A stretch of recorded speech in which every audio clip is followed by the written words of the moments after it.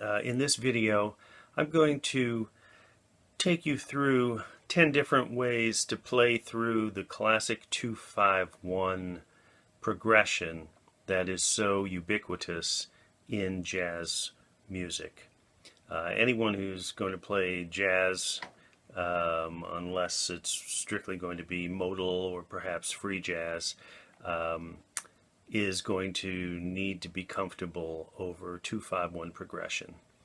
And this can be in any of many keys. Many songs will have a 2-5-1 in one key, and then it temporarily moves to a 2-5-1 in another key, and then even in another key. A lot of bridges, for instance, of tunes from the Great American Songbook do that. They just have moving 2-5-1s. And if you know how to play over 2-5-1 changes, then you can just move your ideas around the neck and play them in different keys, different ways, mix and match. So it's very, very important. And I'm going to start by just telling you briefly what 2-5-1 means, in case some of you are not familiar with it. So 2-5-1 refers to the scale degrees within a key. So for simplicity, we're just going to keep this video all in the key of C. Now, in a C major scale, the scale degrees are C, D, E, F, G, A, B. And that's 1, 2, 3, 4, 5, 6, 7.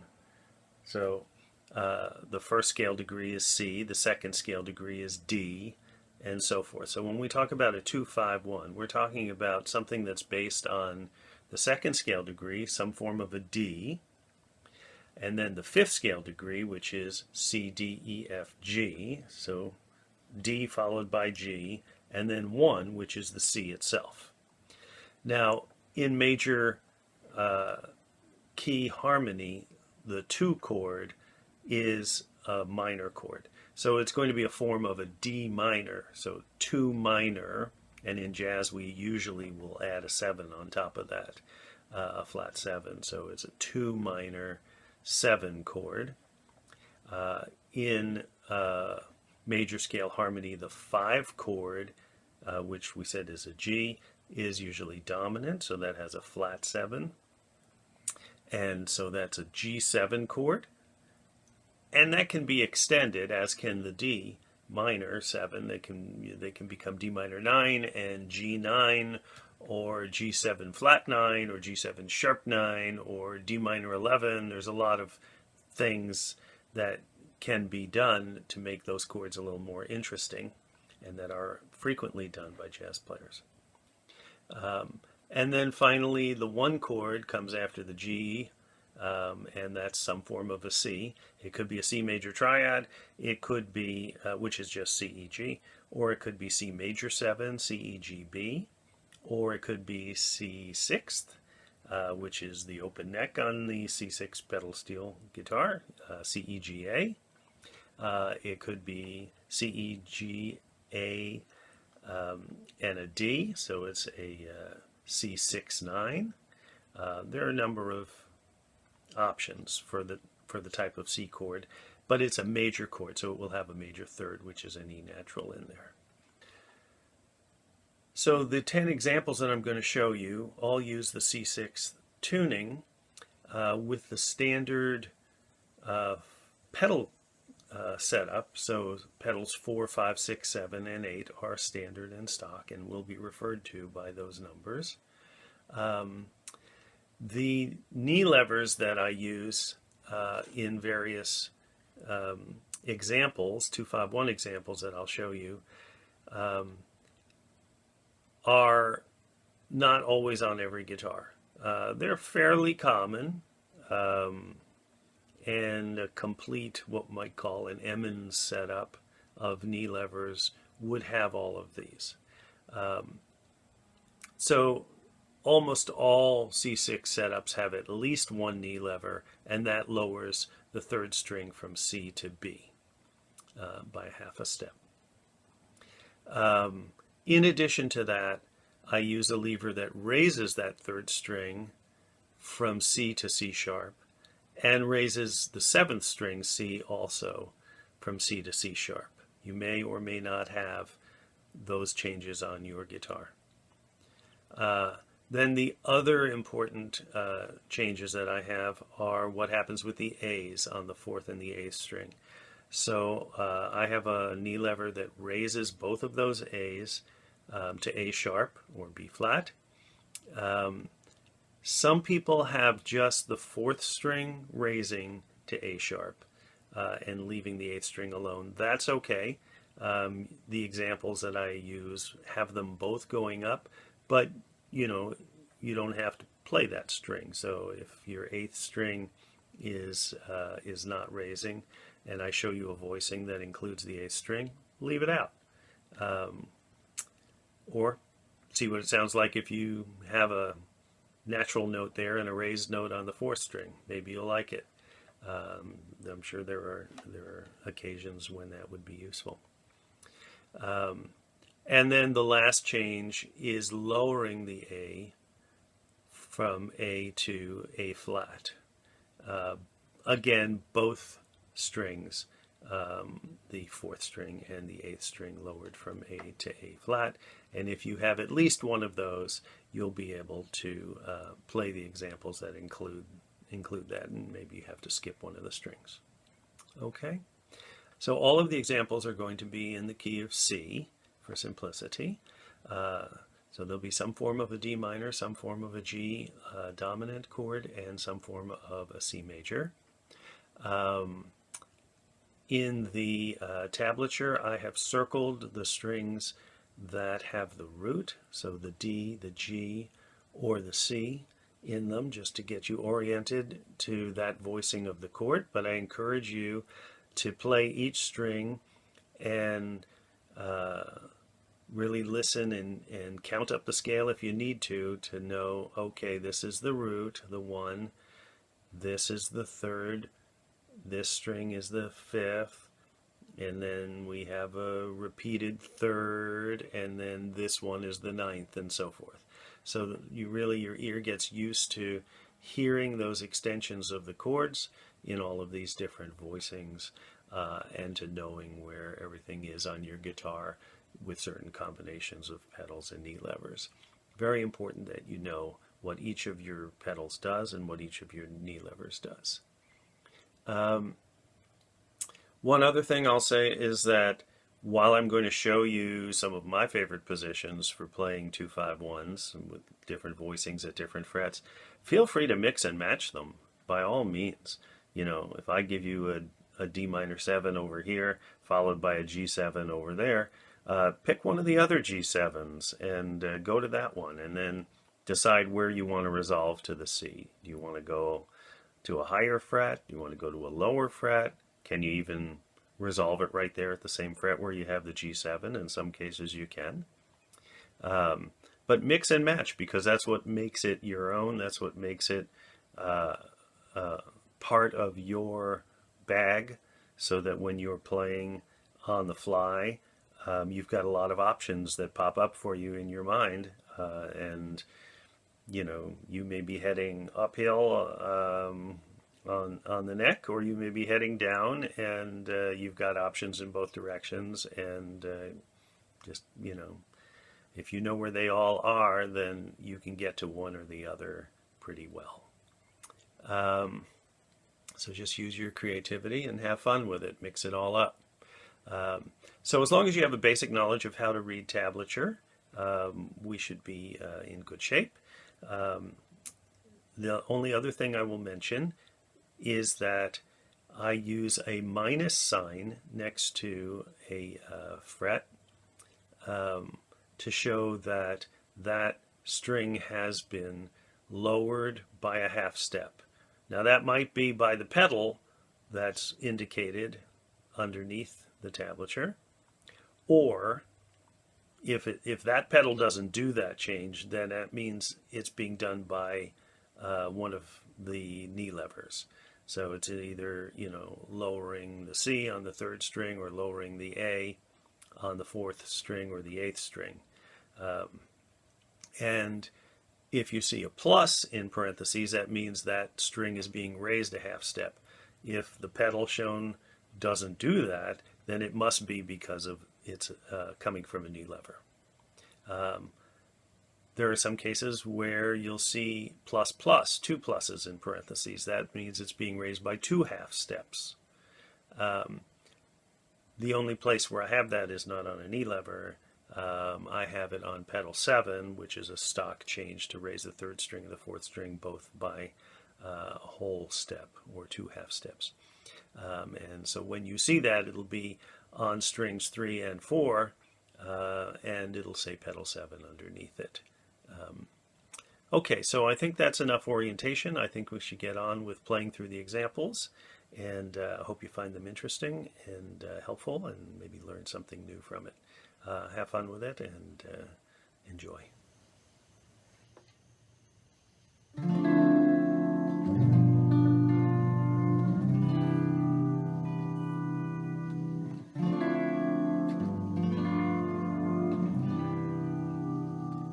This is example 1. It starts with a D minor ninth, which is a common substitution for a D minor 7.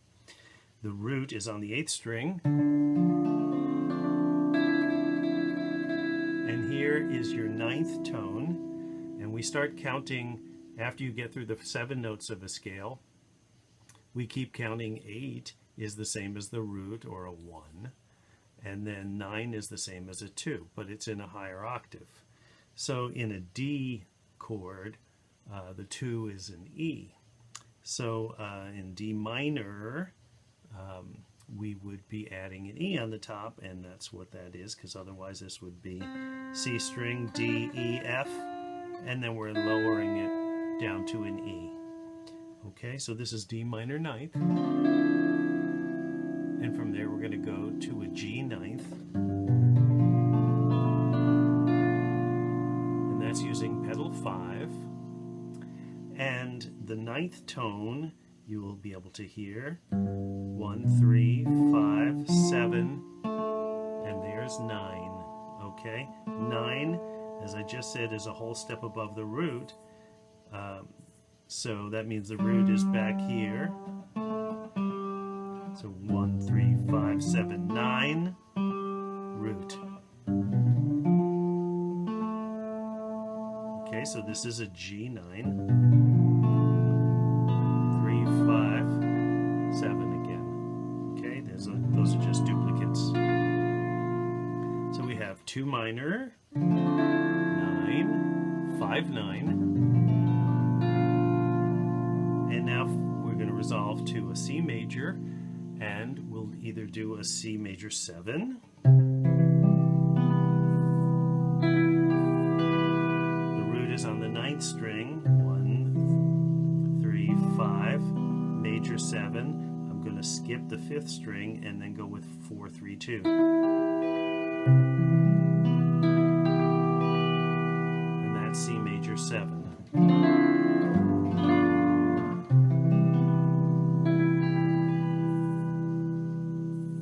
An alternative is to make it C major 9, which includes using the 5th string. 1, 3, 5, major 7, 9, which remember is a whole step above our next root. Major 7, 1, 2, or 9. And then you can just do everything from string 9 right through string 2, or any subset of those that you might like.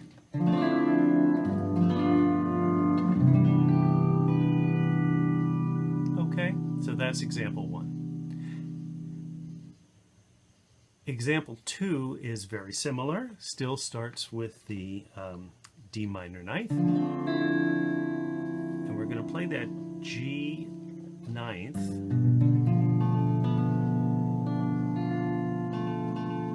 there's that 9th tone, and we have pedal 5 in, and we're going to flat that 9th tone by pressing pedal 6 also. So now we've gone from this to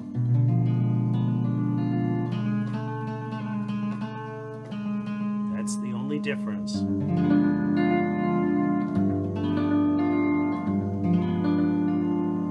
And that's called a G7 flat 9. Why is it flat 9?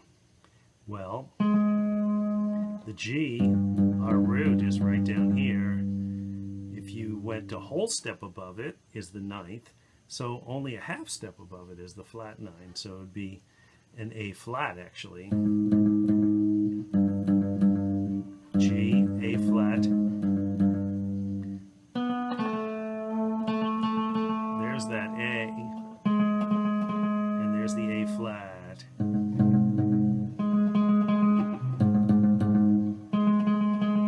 So we have a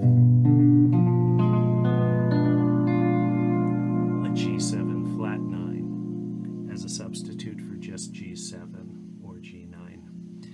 Now you might recognize that sound as being the sound of the diminished chord, and you'd be right.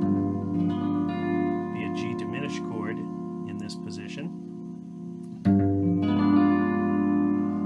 And you may know that diminished chords repeat every 3 frets. So this, we would have another G7 flat 9, 3 frets back at the 2nd fret, or 3 frets above at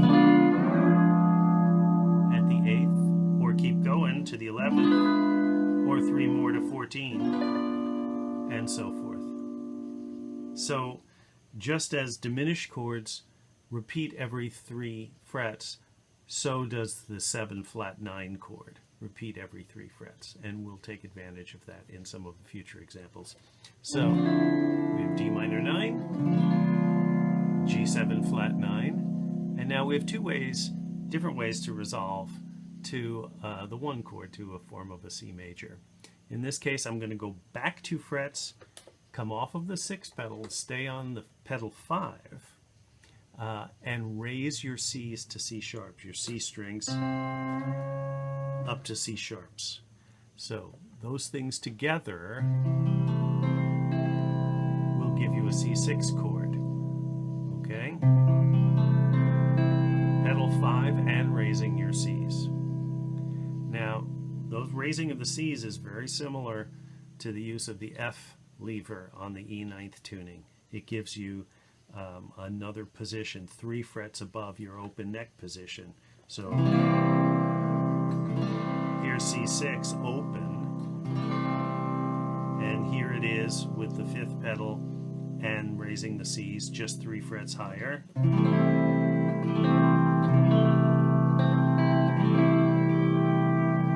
But you get a different voicing because you can go to some of the higher strings there as well.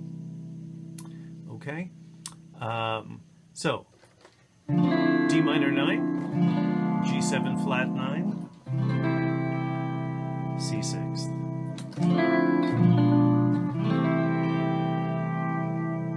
Now we can also do a C major 7 at the 4th fret by using the 6th pedal instead of the 5th, and by lowering your 2 A strings, the 4th and 8th string, from by a half a step. So that would be here. The root would be on the A, the lowered A string.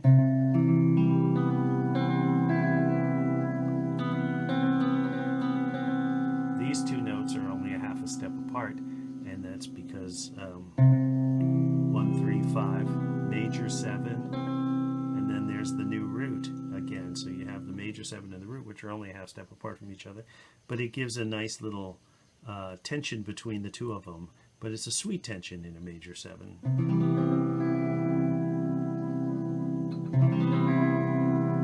Okay, so we can do D minor 9, G7 flat 9, back to a C major 7 with pedal 6 and lowering your A's.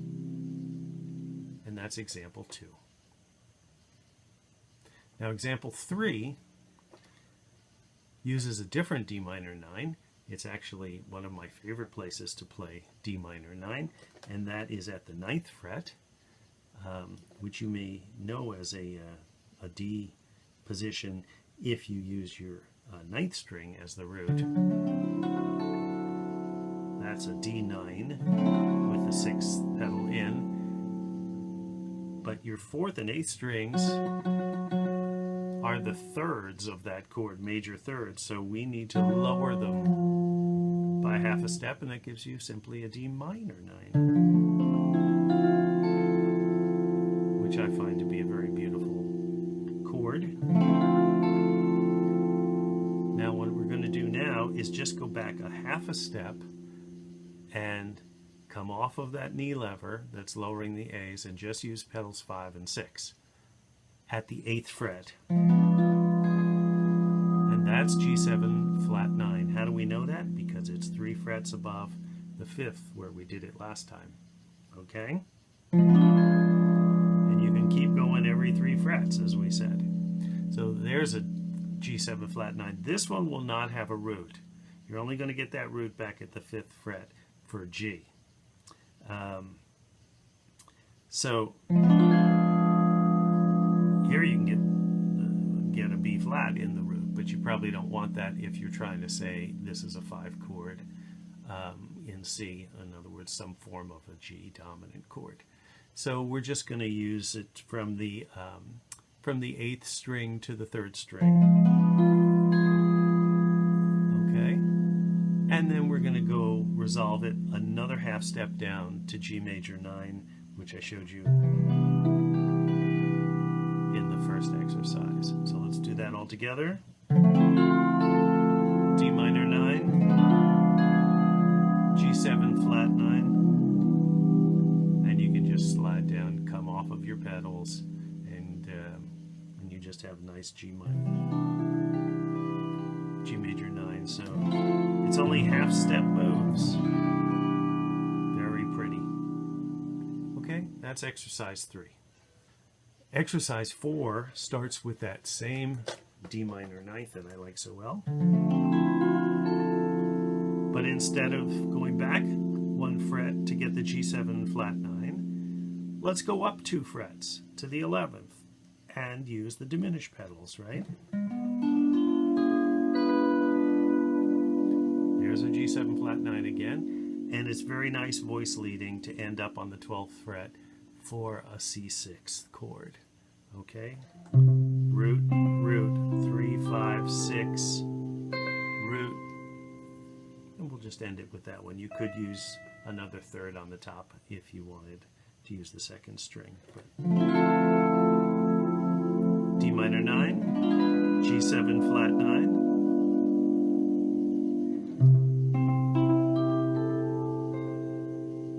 C6. Okay? Now, you could go back to the 8th and then to the 11th and even up to the 14th and then fall back for your resolution to C. You can move those diminished 7 flat 9 chords by 3 as far as you want to before you come out of it and resolve to the C. That's up to your taste and judgment. Okay, exercise 5 takes advantage of this 3 above position that I was showing you back here for a C. Remember that? If that's a C, C6, we can go up 5 frets from there, 2, 4, 5, and that would be an F6. And the thing about F6 is that it's the same notes as a D minor 7th. Now how's that possible? If you think about it, an F major chord is FAC, and then the 6th is one more step, a D, FAC, D.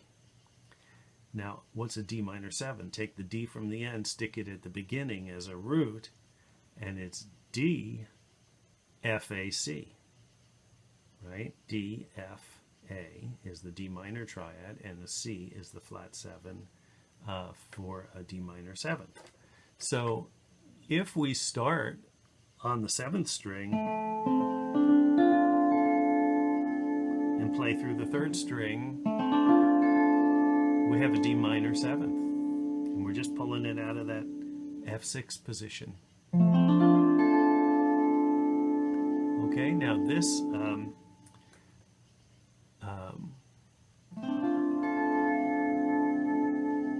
it's very easy to go from this one to a G7, just 2 frets higher. And I came off of the 5th pedal and I kept the C's raised.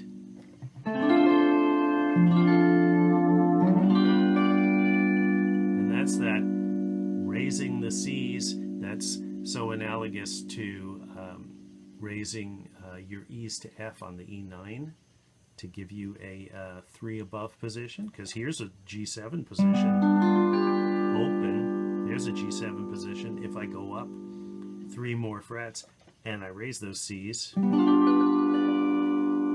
a G7 position. Okay, so we have our D minor 7 with the 5th pedal in and the C's raised. Now get off of the 5th pedal, keep the C's raised, go up 2 frets, you've got your G7, and now we can resolve nicely at the 12th fret for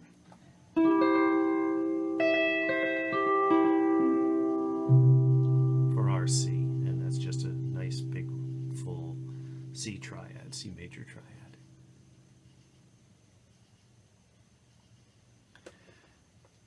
Example 6 uses what I consider the most basic D minor 7 position, which is at the 2nd fret. You know, we have an open neck C, so the 2nd fret is D, and if we just didn't use any pedals or levers, we'd have a D major or a D6, depending on what strings we pick. To get to D minor, we have to take that 3rd. This is D, F sharp, A, so that's a major 3rd, that F sharp, and it needs to be a minor 3rd. So that's the 6th pedal that'll do that for you. And that's the 6th tone, which needs to be brought up by a half a step on the 4th string to be a C. Okay, so we start with the 7th string, and this has the 6th pedal and the 4th string raised.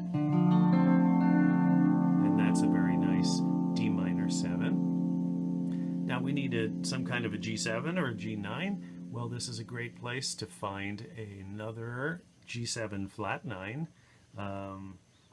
by using your diminished pedals. 3 frets below 5, as you'll recall. And where shall we resolve to C major 7? Well, how about open?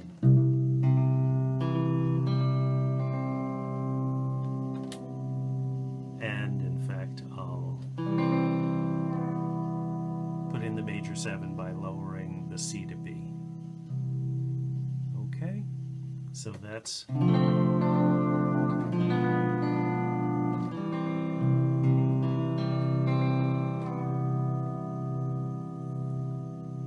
exercise 6. Exercise 7 uses pedal 7, which raises C and A strings, strings 3 and 4, each by a whole step. Okay, the root is on the 6th string, E, and we're going to do this at the 10th fret.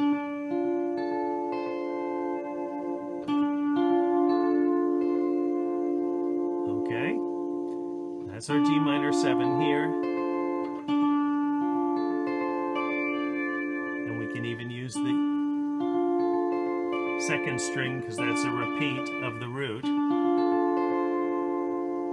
Okay, now from there to go to a G7, I already showed you one that's right there without having to move, which is at the 10th fret, just raising the C's.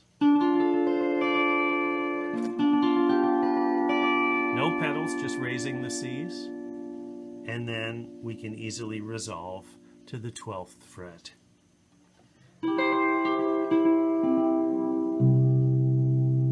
And what I did there is just move the bar forward to clear the 12th string so I could play it as an open string, which is kind of nice to do sometimes.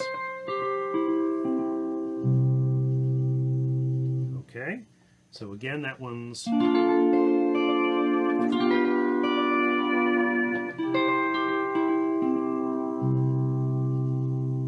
that's exercise 7.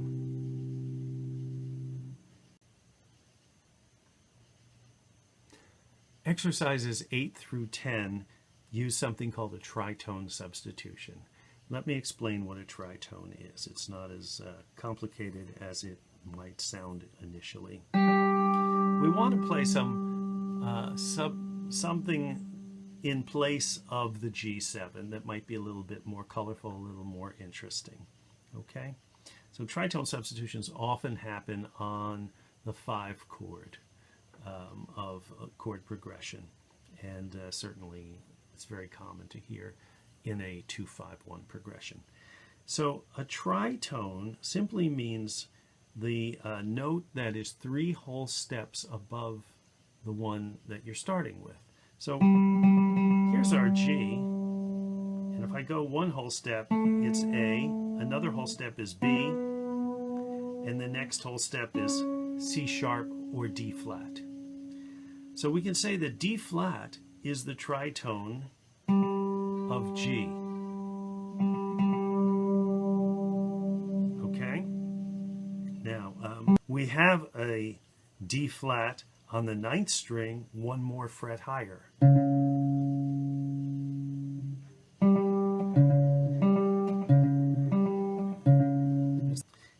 It's that same ambulance sound that in history was actually prohibited. One could get arrested for writing music that contained a tritone at one time. It was considered so vulgar.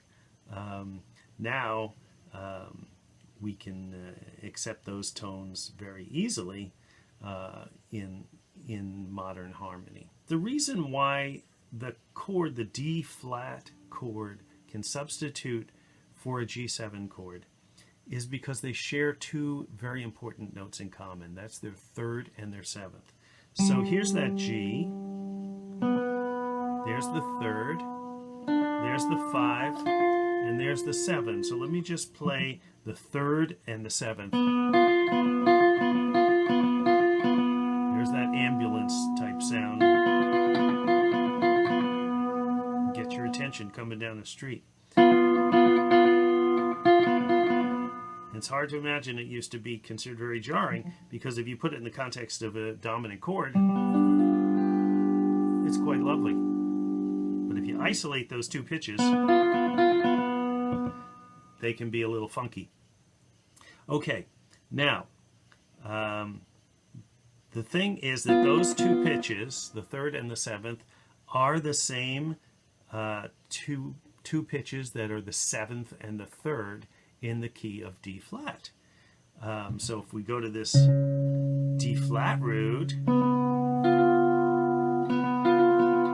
there they are again now at the 8th fret.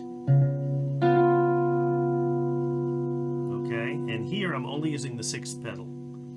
All right, so and no knee lever. So back at G, I need the knee lever to get that flat 7. At the 8th fret, it's just the 6th pedal, which lowers that 6th string a half step. So I could just keep switching back and forth between the A to A sharp knee lever at the 7th fret, or coming off the that knee lever and pressing the 6th pedal.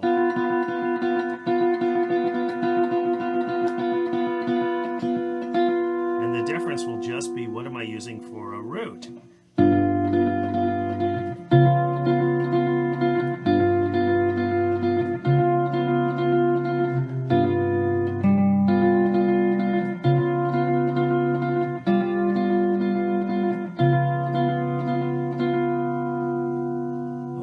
So they have enough in common that that D flat 9 can substitute for a G7. Okay? Now, the fast way to think of a tritone substitution is sometimes even called a flat 5 substitution. So if we're substituting for a G, the 5 of G is D, and you just flat it, and that becomes your new root. So that D, you just flat it to D flat, that becomes your new root. Okay? So we're going from D minor 9. Going to use that old familiar one on the 5th fret with the C's lowered, or the C lowered, 3rd string C. Now, come off of that knee lever, go to the 8th fret, and have pedal 6 in, and then it's very nice to resolve down a half step with no pedals.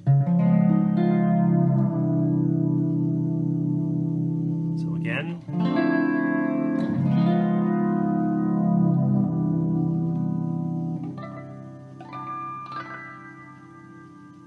All right. Now I'll do the same thing using a different D minor 9th, and this will be exercise 9. We're going to use my favorite D minor 9th at the 9th fret, pedal 6, and lowering the A's. And now just come off from that knee lever that lowers the A's, but keep pedal 6 in and go back 1 fret.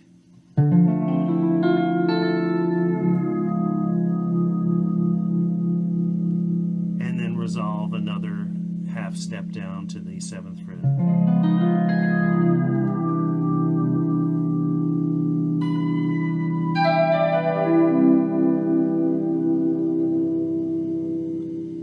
Okay, what's really nice about that is you have a D in your bass for the D minor 9, which goes to a D flat bass, which goes to a C bass. And that chromatic downward movement of the bass line is part of what makes tritone substitutions so appealing to many people.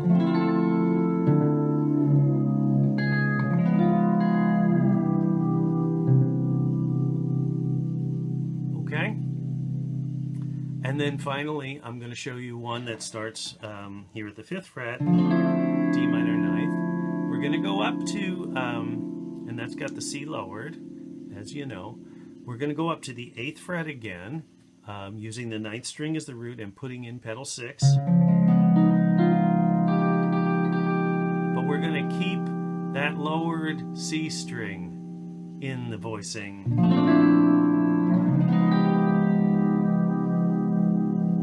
Okay, and that note is the sharp 11. So this is called a D flat 9 sharp 11. And it adds a little funky outside color there.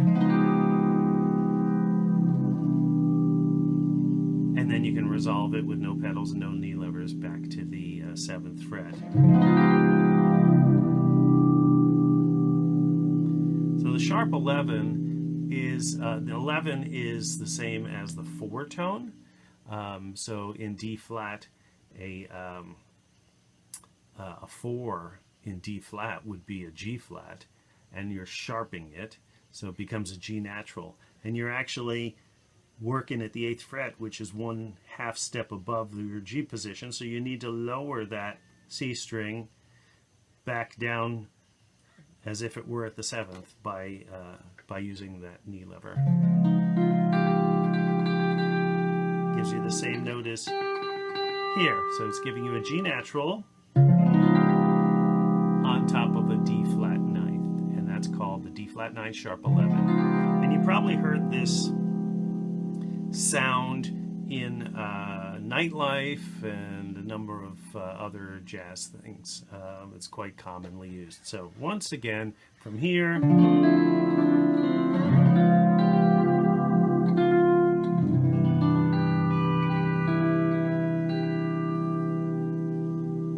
we'll end with a nice G major 9. That is exercise 10. Well, I hope you've enjoyed this video. I hope you got some tips and pointers out of it, maybe learned a few new tricks that you didn't know before. And as I said at the outset, mix and match these.